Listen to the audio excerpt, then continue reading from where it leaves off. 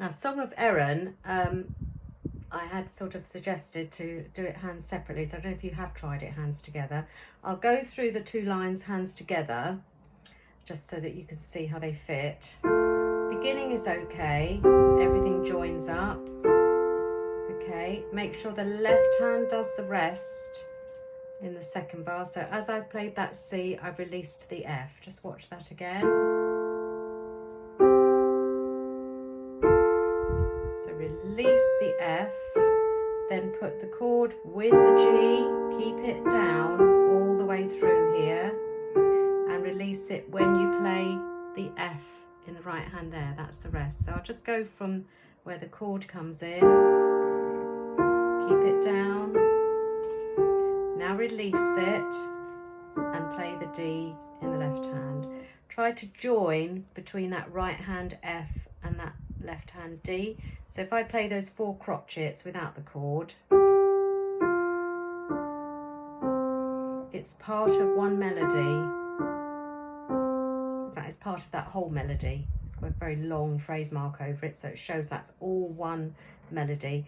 It's just the last 2 notes of it are taken with the other hand. They're split between the hands, but it should sound like one melody. Okay, so even though I've got the tied chord down, even though I'm letting that chord up, I'm holding that F and joining it onto the left hand note. Okay, now onto line 2, which starts the same. Just watch out in the right hand because it is different. You've got an extra note. Release the F, chord together. Now this is the difficult bar, I think. Lift in the rest and move the thumb. So I use the rest to move the thumb, but the trick is that you don't stop what's happening in the other hand. That's the tricky bit. So lift and move the left hand together and join on. If you can, join onto the chord, it's better. All right, so I'm going to do the next 2 lines, but hands separately first. Okay, so I've ended with my thumb on F in the right hand, just the bar before, and I'm going to let go and move my second finger down 1 note to the E. And we've got a repeat of this counting, which is 1, 2, and 3. Listen to that again. 1, 2, and 3. So if you need to write it in, it will look like that. So if you wanted to write that in.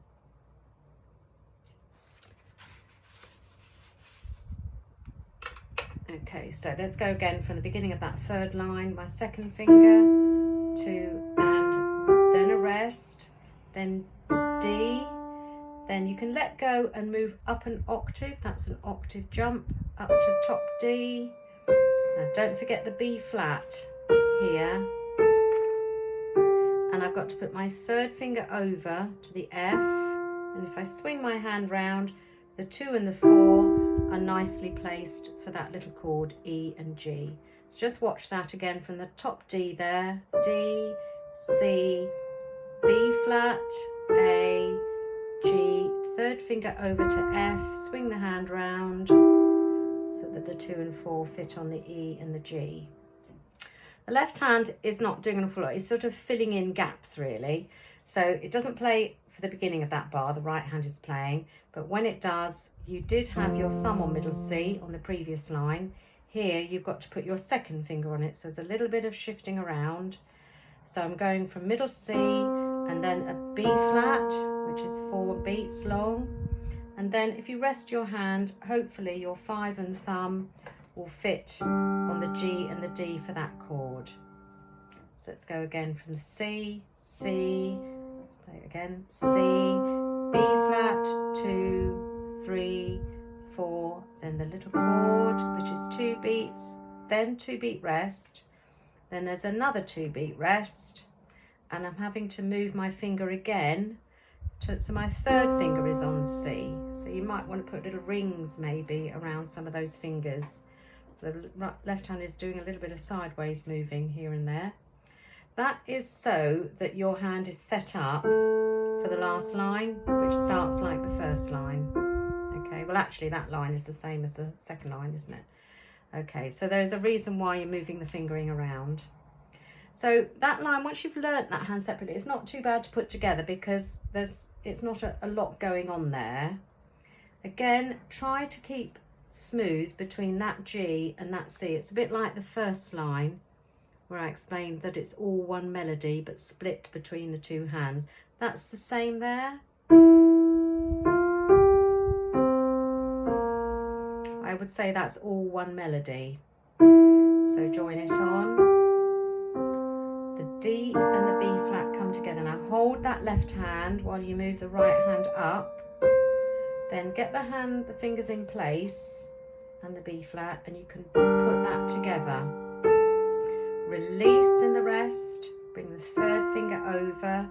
Little 2-note chord. Move the left hand. And again, put a join between some of these. Put a slur down. So you join that chord to that left hand note. 2, 3. It's like a seesaw action. One goes down, then the other one goes down, the other one goes up. All right, and then you're starting the last line and playing that again. So I'll just do that third line once again with both hands. 1, 2, and 3. Join together for 2, then jump up. 1, 2, release the left hand over. 1, 2, 3. Now move the thumb back in the right hand, so you've got the F, and you can finish off the last line. Sorry, I've stopped then. No, there's a difference here.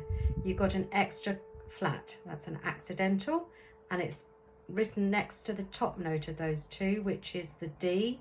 So you've got B flat, which is in your key signature, and now you've got an extra D, extra flat on the D. So that means it's both those black keys. So watch out for that, because sometimes people do miss that one. All right, so just have a good look at those two keys and where they are on the piano. So I'm going to go back to the beginning of that line and play that again.